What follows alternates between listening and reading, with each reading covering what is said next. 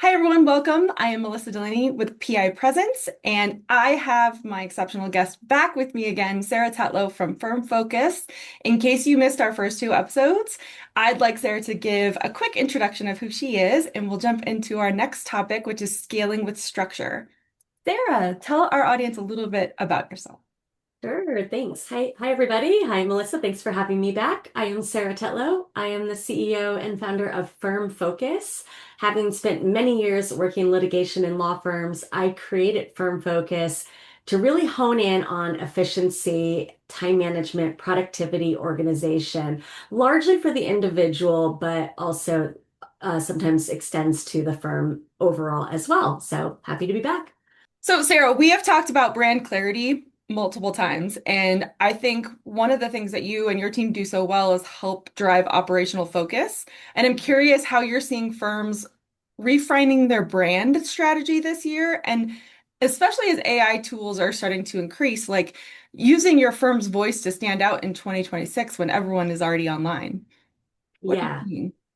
Yeah, and this obviously directly relates to time management because I think being very, very clear on what are your services, what is your personal brand, what is your firm brand, can help you really craft and tailor your online presence so that you are attracting people to, it does two things, obviously. It attracts the right people to align with what kind of services you are providing and you enjoy providing and you do your best work that way. It also helps you really craft the message that you should and be crafting and doing online, whether that's on your website or social media, and staying consistent because what makes you stand out, and then going back to what you said, Melissa, about me and Firm Focus in my brand is me being very clear on what we do within Firm Focus instead of we're a jack of all trades. No, we do productivity coaching for attorneys.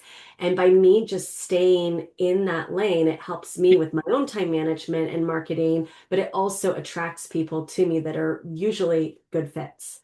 Great, absolutely. I mean, that's kind of the whole point of marketing, right? You're trying to find that niche. Yeah. And then if you're doing it well and consistently across like top to bottom, side to side, Yeah. depending on your organizational structure, people understand who you are. And when they understand early, you're doing something right with your marketing. Yeah. Yeah, you said it better. They understand who you are. I think that's the key to it is really crafting it so that the market understands who you are and what you can help them with. Yeah, exactly. And I mean, we both work with very lean organizations, and many times that means they don't have a marketing department. They may not even have a marketing person. Yeah. So to that end, what can small firms do to strengthen their branding without having that resource in-house, without outsourcing to someone like Mhm. me? Like those are always options, but what Yeah. are some of the things that you've been helping coach your small lean teams to do? Yeah. Well, I know you touched on without outsourcing, but I can't help myself but say when I'm looking at someone in time management, do only the things that you can do. So if you are able to maybe look ahead, plan for a year, 2 years down the road to carve out a marketing budget to outsource that or hire if that's where you're at that point, I would recommend it. But let's just meet where they are now and they don't have that budget or they don't have those resources.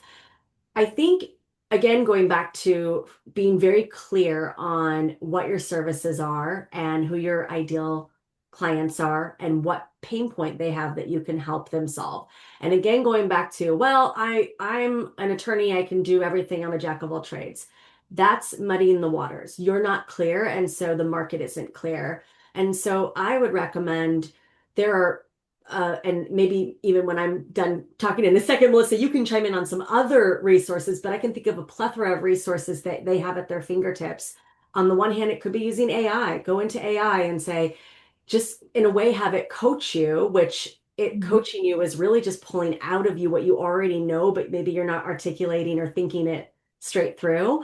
But have it pull out of you who were your favorite clients to work with the last 2 years? What did their avatar look like? Why were they your favorite clients? Was it the matter and the facts and everything there? Was it the type of client it was? Was it the type of industry it was?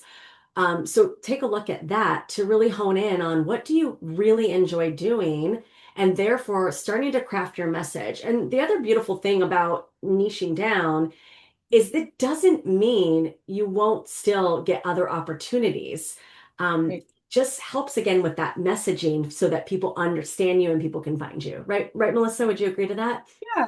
Yeah, I mean, I think there's an essence of credibility and trust if they can identify who you are very upfront. Yeah. That builds a rapport. And I think one of the things that you just mentioned about how people relate, are you relating to your favorite clients based on who they were as a person, what type of matter it was, like that information? Also think about the relationship you had with that client. Like, is that the most important thing to you? Maybe it was the rapport you had with that type of client, right? Once you identify those small categories and nuances of what your favorite component was, that relationship is something you want to be able to repeat in other clients if you don't have rinse and repeat clients, right? Especially for, personal injury attorneys.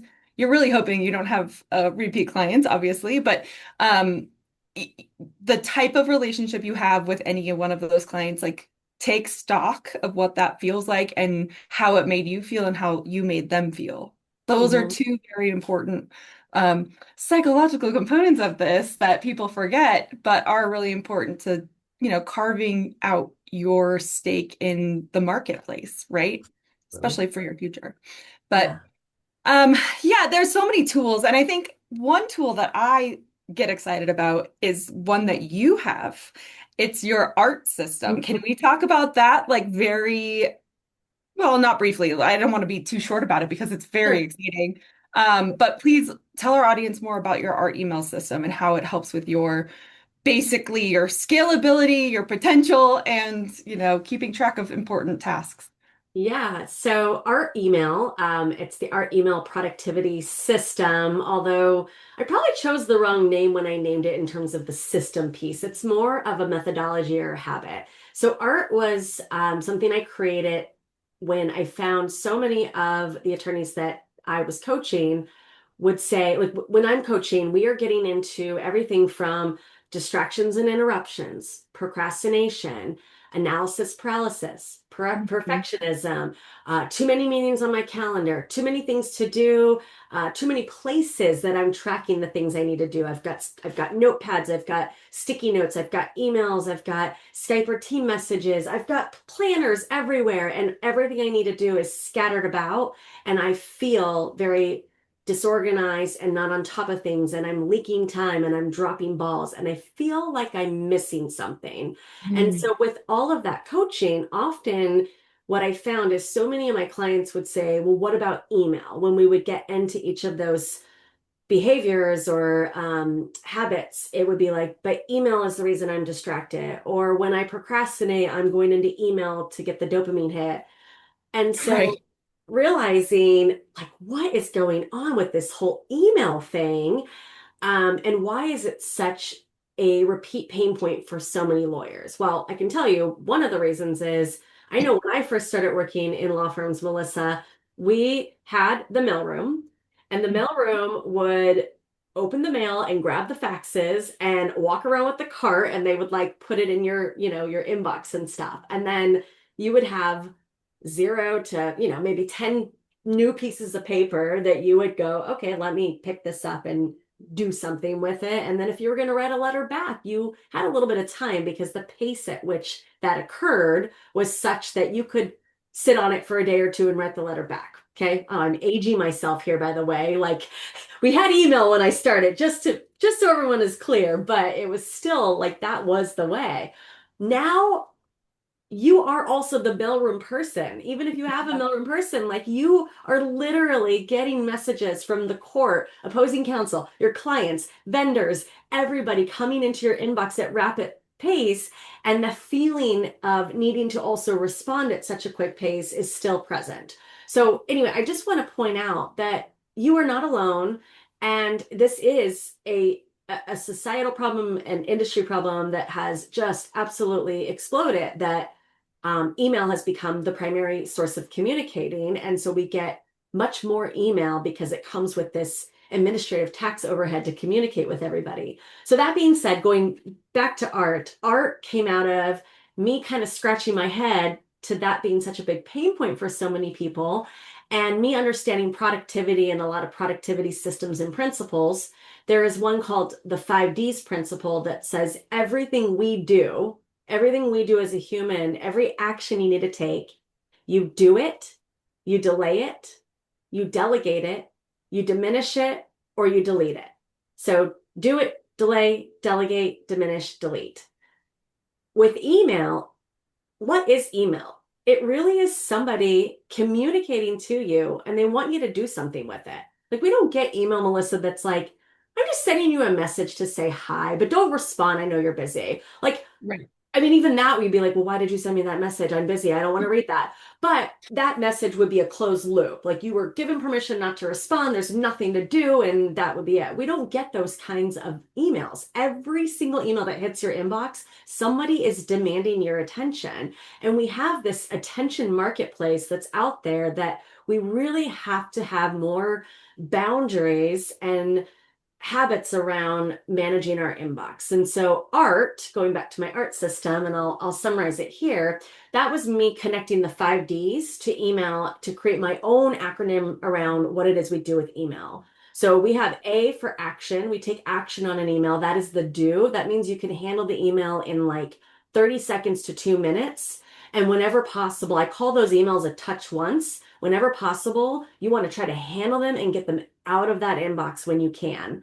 Then we have the R in my art system, which actually has two prongs to it. So the R stands for reference, because we need to reference emails. And we reference emails for two reasons. We're either referencing an email to take action in the future. So I call that reference actionable. That means that's our delay. So these are a lot of the emails we have, and they could be date and time specific. Like, you might get an email from a client that says, can we talk about this? I'm going to be walking to a meeting at 4 o'clock. Can you call me then? So and it's 10 in the morning. You have an Right. email that is triggering an action, and you need to reference it in 6 hours to call the client to remind you to take that action. It could also just be everyday emails where you're like, I need to read this and respond to this from my client, but it's going to take me a half hour to sit down. And gosh, I just don't have half hour until tonight or tomorrow or Thursday. And so you want to reference that email. You want to have habits and systems in place so that the email reminds you to take the action when you're able to do so. So that's getting really into my coaching of everything from time blocking to habits to to-do lists and prioritization. Putting that aside, going back to the second part of reference, when we're referencing emails, we also have what I call reference archival. These are all of the emails that no longer have an action because you've already dealt with them. So this is Mhm. the bulk of the emails that are sitting in your inbox, whether they're in your inbox or filed away. Those are the emails that you don't need to take action on, but you want to save those emails in case you ever need to reference that communication thread or history, which of course we all do at times with certain emails or clients. So Mhm. ideally, we're getting those out of the inbox and into some folder, whether it's a single folder called stuff I want to keep, or we're getting more granular. That gets into the white glove service that I offer for my art system and teaching it. So reference archival. Um, summarizing it, or sorry, finishing up here with the last two in art, there are two T's. The first T is called tracking. Tracking is our delegate. Now, often we think of delegate as I gave out an assignment and I need something back, which of course can be true and can be true in email. But in email, we delegate out a lot more than that. So in email, we might delegate out a agreement to be signed, and we want to keep track of that email to make sure we got it back. We Right. might send an invoice to be paid that we want to keep track of. We might send requests to our clients to answer some interrogatories or documents, and we again want to keep track of that. We might send out questions to be answered. These are all examples where the next piece is sent to somebody else, but we want to keep track of that email. So I call that tracking. The last T is trash. That's our delete. Easiest Mhm. one for me to say. One of the hardest ones for people to do when they're so overwhelmed, they just kind of click around things. I mentioned with the action emails, that's a touch once. Trash is also a touch once. The minute you deem it garbage, get rid of it. Even better, unsubscribe and or create a rule or a filter in Gmail to say, don't give me these anymore. I want them to permanently go into the trash bin. And then finally, the third touch once, I skipped over it, but let me revisit it because there's three touch once: action, Okay. trash, and the third one is that reference archival. In other words, Mhm. once you have an email thread that is done, or you have an action email and you take care of it, we want to immediately get that into reference archival so that we're not keeping things. It's like putting bills that are already paid back into your mailbox and they're just hanging out there. We want to get it out of that inbox repository and triage these things where they go. So to summarize all of this, Melissa, what I teach with art is not any different than what your viewer and listener is already used to in processing mail. I'm just Right. helping them digitize it and using automation in the software like rules, quick steps, filters, and some plugins when available to streamline a lot of these processes. That's amazing. And so you can actually sit down with them in these classes and be like, this is how you set up this rule. And guess what? It's going to fix this for you right now. Like that's a Yeah, process improvement that is now making you more productive in your day yeah, and removes like a layer of just chaos probably for these yeah, people. I call it chaos. yeah. My inbox is chaos for sure. We should But no, talk about that. I know Yeah. we should. Like do as I say, not as I do, right? No. It is interesting because these processes are always important for streamline, right? Like that's Mhm. the whole point of process improvement is to Yeah. streamline something that's not functioning in a flow. I like to think of it as like being in a workflow. If you have your emails in a flow using your art system, that process is handled, right? Now we move on to like another component of your day. Yeah. Maybe it's intake. Maybe your intake system is a little choppy, and that is not allowing one for your growth of your firm. Two, your employees are probably upset at it too. So we Mhm. want to streamline that happiness. And, I'm just curious if there's something that you're seeing that might be more predictive for something like intake, similar to your process improvement for, the email system. I'm smiling big because I'm like, oh my gosh, the last two topics that we just got into, here's where we kind of again bring them together. So that first part of knowing your messaging, knowing your brand, knowing what you're bringing to the market, that I think is a necessity for the intake process, obviously, right? Absolutely. Because where I have heard and seen firms leaking so much time in the intake process is I love that. calls with prospects that are not aligned for what their services can offer. That Mhm. is where that first piece of really defining what your brand is, what you're offering, is crucial. And very, very briefly going back to when I talked about AI, if they can't outsource, if they don't have the budget or the resource for that, and I mentioned going to AI and having it coach you. What I also meant to mention at that point too is you could probably just go to Google, good old Google, and say, give me a worksheet to help me with my branding. And there are a lot of like one-page worksheets that are like, I help with blank. And even doing one of those is going to help you hone in. So I just wanted to also add that to it. So Yeah, the intake process, obviously, with um, being very clear on your branding, your marketing, what your services and offerings are, um, and also taking a look at it. So I know a lot of times it becomes something on our to-do list, like, oh, every time I get another email that is someone in my pipeline and they are not a good fit, or I schedule a call with them, or they as part of my intake process they can schedule that 30-minute call with me, and then I keep having these 30-minute calls and they're just not the right fit. I don't do this type of accident or this type of case, and I keep getting these calls, and it's so annoying. It's on my to-do list to take a look at my intake process. Carve out that time right now. It right. probably it's not actually going to take you that long. Maybe an hour to sit and look at where are you getting those leads and what is broken? How are they finding you and finding time on your calendar? that's two of those meetings that you can sit down and fix that process and get that time back so that who is landing on your calendar or in your inbox as leads is going to be more refined to that target market.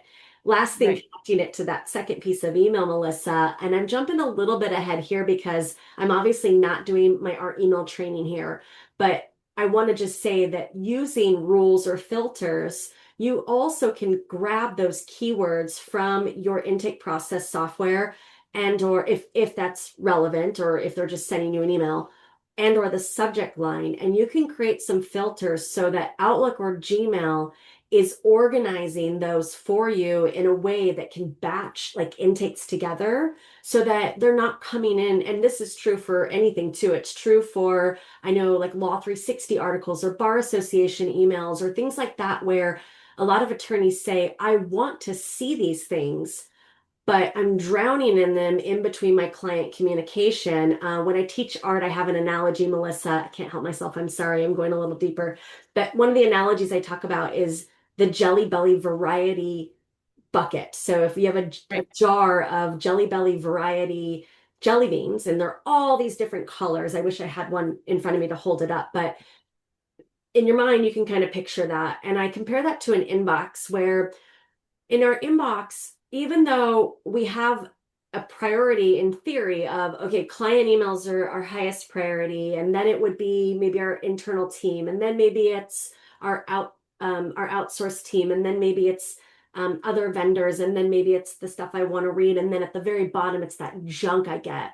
So if we Mhm. think of a Jelly Belly variety pack as those different colors, as the different levels of prioritization in your inbox, it is very physically and mentally draining to go to your inbox every single time and have to kind of visually sort those jelly beans.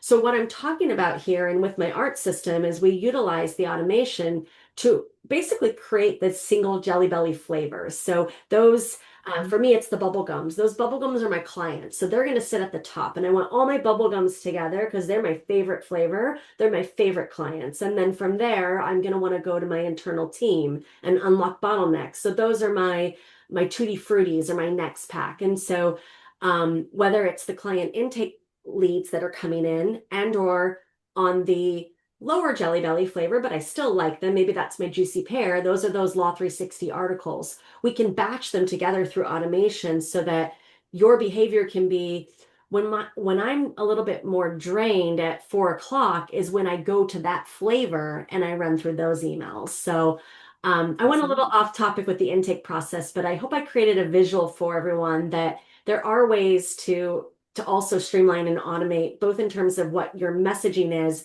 as well as once you have that messaging more clearly defined, when they come in, you can also kind of batch them together using the tool.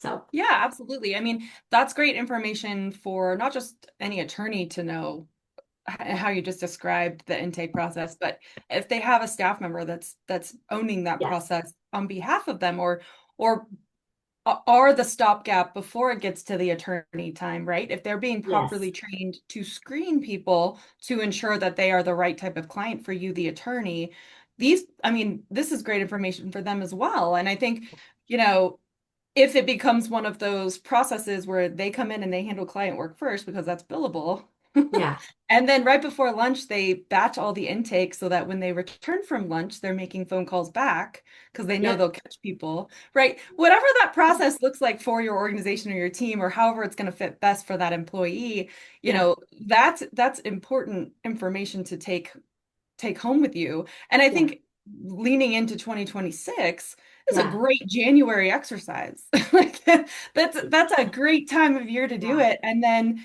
evaluate after quarter 1 and make sure that that process is still working. And it yeah, doesn't hurt to have like a gut check-in with your employee and say, is this working for you? Because it seems to be working for me now because I have yeah. less meetings on my schedule and Yeah. I love it. Yeah, and just to elaborate on what you said, because I love that you're bringing in, I kind of jumped to like some sort of online lead process where it's going directly to the lawyer, but with the team member, two things that I wanted to just also touch on with what you said. One is that feedback loop from that person who might be screening those calls or emails to you.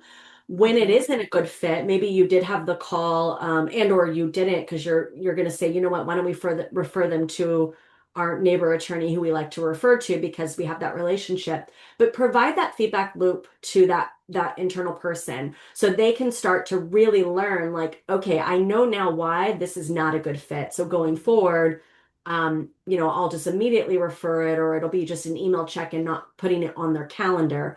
But then also from the point of the call coming in, because what you just said, Melissa, of like, I'm feeling good, I'm getting time back on my calendar. How are you doing? Now that Right. person goes, I'm still drowning in phone calls. I'm just turning most of them away. We have to look at that part of the process too. How are those leads coming in?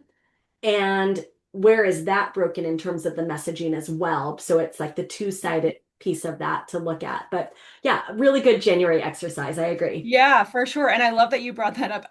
One of the things that you've said twice on this call already is leaking time. And I love that so much. That needs to be a t-shirt. First of all, we need a firm focus. Yeah. Are you leaking time? Yes, I love It's it. so true. It's a great like visual, but also real way to Hmm. describe how we can be unproductive. I mean, Yeah, it's such a simple way to describe it. But yeah. when you think about your staff and however you're set up and however lean you are as an Mhm. organization or a one-man shop, whatever you may be, is there anything that you're seeing on the forefront of 2026 for lean growth? Like, are people bringing on positions as administrators who will handle, client billing and Hmm. intake and, closeout or collections, whatever that Yeah, may be, plus marketing? Are you seeing any trends in that area? I am.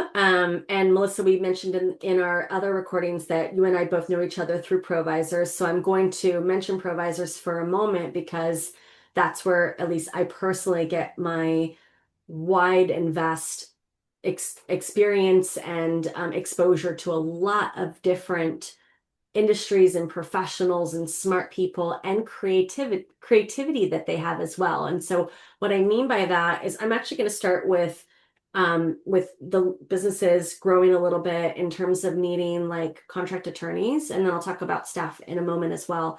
But I'm meeting a lot of really creative agencies or businesses that are setting up like contract attorneys or paralegals or even legal assistants for part-time or temporary basis. I think a change that we're also seeing, not exclusively, but some attorneys, they made it to where they are in big law and they're getting that burnout. And so they're going, how can I still do what I've spent my whole life learning to do? And I do love it, but I don't love the day-to-day grind.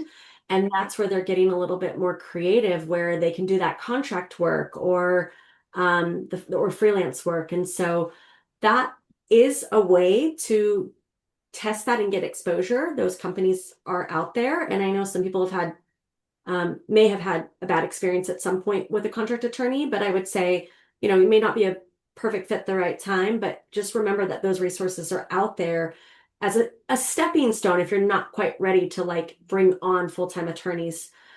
On the flip side, same with, I mentioned paralegals and legal assistants, but even Mhm. like a lot of firms are getting more creative of outsourcing to even like onshore. I know Colombia, for example, Venezuela, or even within the US, if that's a concern.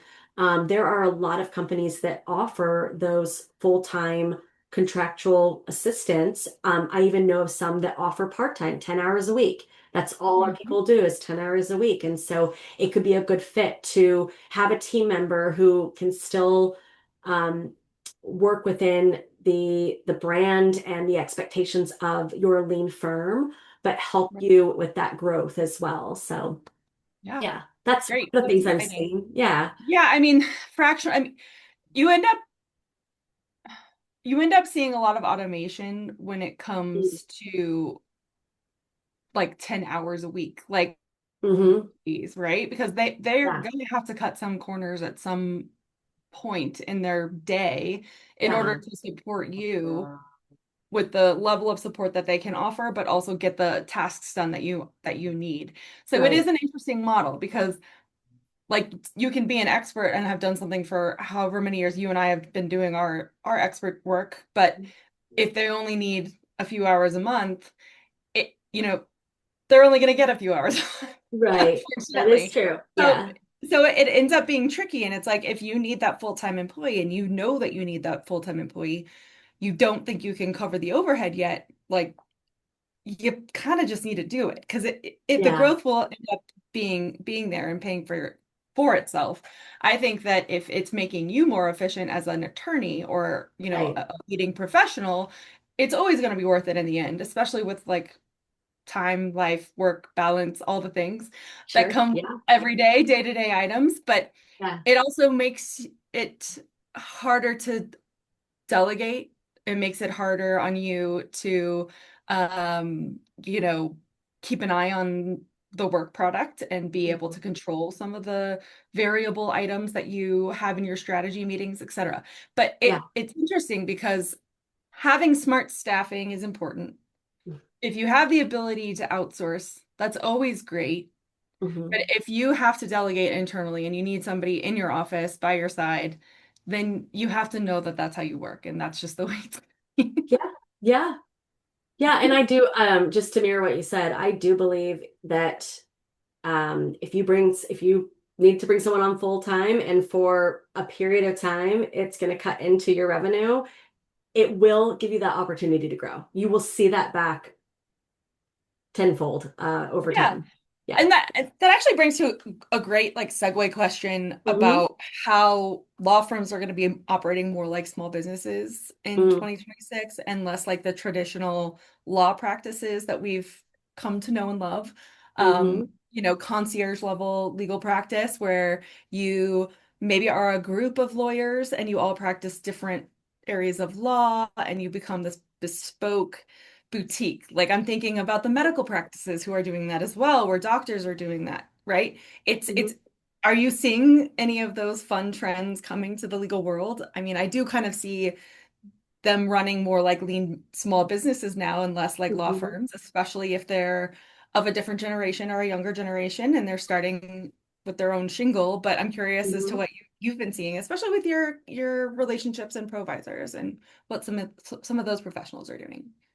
Yeah, I've seen some of it, but I will be honest that it's not something I've been exposed to a lot, at least not in the legal industry. I think other industries might, in my experience, be doing that a little bit more. But like I have one provisor colleague who it works for an organization where they're all basically those fractional C levels, and they are in one boutique company, and that leads to a lot of cross referrals, which is a very healthy relationship within that particular company. I have not seen it a lot in the legal industry. I do think for the reasons you mentioned and I just mentioned, I do think that it could be a very strategic, smart way to structure a firm if you're able to do that, and complementary services that each of the partners are offering or teams, I think is a great idea. Yeah, it's an interesting value add for a client that Ah. already exists for one channel, right? If you have like Mhm. multiple pillars, multiple channels, as I'm calling them, Yeah. if one of those pillars or channels has a client and now you have these multiple offerings for that potential client, that then now is a spillover client Yeah. that ends up offering more value to that client, but also to you as a bottom line business. So Yeah. it's a very interesting concept and idea, and I'm loving it, especially if Yeah. it works and it aligns. If it's choppy and doesn't work, it doesn't like clearly won't make sense, especially when it comes to branding. Yeah. But if Yeah. if you are a tax accountant and tax Yeah. attorney and then you have your, strategist, then great. Like have that all under one roof and one umbrella and like Yeah. really just rock for the client. That's going to be amazing. And Yeah. that would appeal to a specific client. And if that's the Right. client you're going after, then you're working your branding channels, right? Exactly how you're supposed to. Yeah. Yeah. Yeah, it can be exciting. And I'm curious if from like a recommendation standpoint, because I know you do a lot of advising for like C-suite, C-levels, especially at big law firms. Are you giving any advice on like reports and dashboards and how often you should be reviewing those? Is it weekly? Is it monthly? Are we over absorbing too much information there? Should we let some things ride a little bit and then review and pivot. I'm curious where you're advising folks. Yeah, I don't really have like a general answer to that, because it depends on when I am working with the client and I'm exposed to whatever their cadence is. It's if that cadence is working for that particular firm. And but I will say, I mean, I have had firms where they've said like, well, I checked their billables yesterday and for the day they were under. But Monday they were also under. And I'm going, oh my gosh, who in the world has time or should be checking metrics on a daily basis? Absolutely not. It's like watching the stock market every single day. You wouldn't do it unless that's literally what your job is to do. Right. And then there's the trust factor breaks down and everything. And no one wants to feel like someone is staring at and I'm talking specifically about billable hours for a moment, but I know there's other reports and metrics that we would be looking at. But it's really hard for me to say like this is the formula or the cadence because I think it just depends on what is the data that we're looking at, what's it solving for, and therefore like how frequently should you be looking at it. Mhm. I mean, even like I sometimes struggle. I like for the individual to know what their daily target is in terms of billable hours. So you take a firm where I'm just going to do simple math here for a moment. If it's 1,200 hours a year, that would be very low. You're working for a great firm if you have, but if you take 1,200 hours a year, then you know that you're trying to hit 100 hours a month. And if we said, okay, that's 4 weeks, 20, that's 5 hours a day, right? So 4 hours a day, excuse me, 4 hours a day is what your general target would be, but then, give some PTO or whatever time. So I do actually encourage my clients to know what that daily target is for themselves. But in terms of somebody tracking those on a daily basis, I just don't think that that's a healthy behavior. But know by the end of the month, or if you're someone that needs to be tracking like maybe every 2 weeks, am I on target or do I need to adjust the latter 2 weeks of this particular month? Check at that cadence. So Yeah. Well, was especially that if you're planning some time off or you right? Yeah. you need to carve space for, a medical situation you're having. Like, Yeah. do what you need to do to Yeah. get to the place that you have agreed to get to. Right. Exactly. Yeah. Yeah, because that's part of the relationship is the give and take, Hmm. especially as an employee. If you're an employee of, um, that was the contract you made with them, Yeah. basically. So you Yep. are Exactly. responsible for that. Unfortunately, that's why a lot of people hang their own shingles because then they're like, okay, I made enough this month. I don't have to worry about it. Yeah. And that's sometimes is a beautiful place to be in too. You never know. Yeah. Cover your costs. Just make sure you're covering your costs. Yep. Exactly. That's actually a good question to wrap us up here. And I'm curious if you know, have any thoughts around spending priorities for 2026. Is there some channel of spend that you think 2026 is going to be worth it for law firms in general? Can you elaborate on what you mean by spend? Like, Yeah, like is it staffing? Is it mm, education for current staffing? Is it reprioritizing um client relationships and going out into the community and making those mhm, relationships at like association events, things like mhm. that. Yeah. Again, I don't think I have a general answer to that. I think it really depends on if I believe in, I'm a solo, well, I have a team, but I'm the CEO of the business and small business, and I believe in retreats. So I take Hmm. myself on a retreat, whether it's just blocking a whole day or I go away. And the goal of that is really for me to look at the areas of my business and what is its health score? Where do I feel like I need to put a little bit more time, attention, or spend into the various categories? So I think the answer to this isn't like 2026 is the year of putting more money in your marketing or putting more money in your staff or putting more money in your productivity training. It's really looking at in the pie of your business, where is your health score lower than you'd like it to be? And can you afford to increase the spend in that area to align it more with where you want it to be for? And it might even be broken down by quarter or biannually. But I think in order to prioritize the spend, you have to take a look at what the priorities are of your particular business, as well what the health score is for that particular area Yeah. for you. And scale responsibly. That's essentially like what we're Yeah, talking about today. You have to yeah. scale it responsibly, regardless of what channel you decide to spend it in.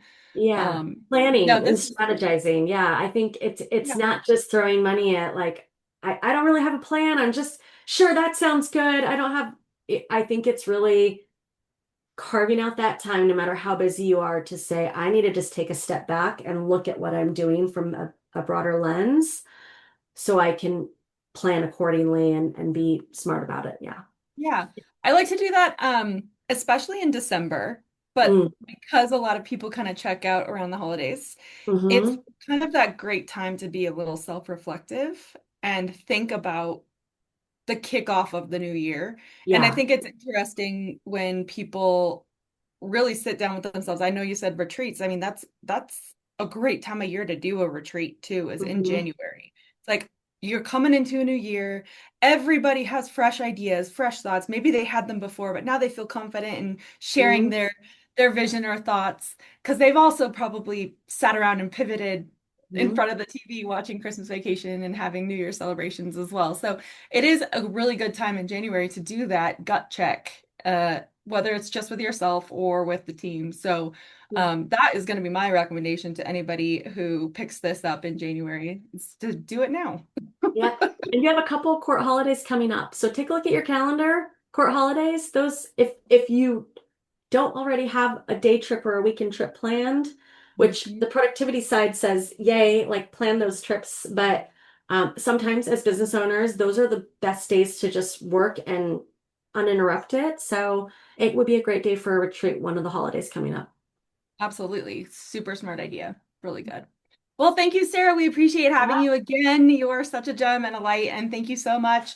Check out Sarah's art email system and Firm Focus, and we will see you all on our next visit. Thank Excellent. you. Thanks.